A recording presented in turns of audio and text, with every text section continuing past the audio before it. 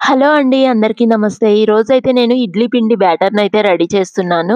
మనము చిన్న చిన్న చిట్కాలను పాటిస్తూ మిక్సీలో రుబ్బిన పిండితోటి మెత్తగా, తెల్లగా వచ్చేలాగా ఇడ్లీలనైతే ప్రిపేర్ చేసుకోవచ్చు. చాలా పర్ఫెక్ట్‌గా అయితే వస్తాయి.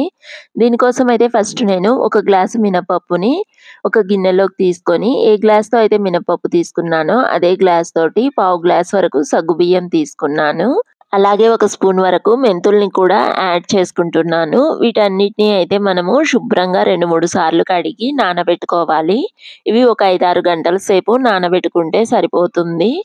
అలాగే ఇప్పుడైతే నేను ఇడ్లీ రవ్వను కూడా అయితే ఒక గిన్నెలోకి తీసుకుంటున్నాను. మినపప్పు ఒక గ్లాస్ తీసుకున్నాను కాబట్టి, ఇక్కడ అదే గ్లాస్ తోటి ఇడ్లీ రవ్వను కూడా అదే గ్లాస్ తోటి 2.5-3 గ్లాసుల వరకు మనం రవ్వనైతే యాడ్ చేసుకోవచ్చు.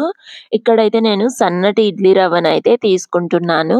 ఈ ఇడ్లీ రవ్వనైతే ఇప్పుడే ఏం నానబెట్టాను. మనం మిక్సీ పట్టుకునే ఒక అరగంట ముందు అయితే ఒక 2, 3 సార్లు శుభ్రంగా కడిగేసి అప్పుడు నానబెడతాను.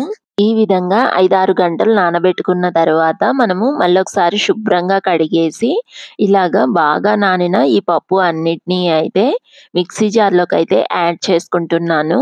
దీంతో పాటు నేను ఇడ్లీ రవ్వను కూడా ఇప్పుడే అయితే యాడ్ చేస్తాను. Our hearts beat to the city streets. We began to feel the fire. అలాగే కొద్దిగా వాటర్‌ని యాడ్ చేసుకునేసి మిక్సీ అయితే పడుతున్నాను. ఇలాగ పిండి మొత్తము కింది నుంచి పైకి అయితే వస్తూ ఉండాలి.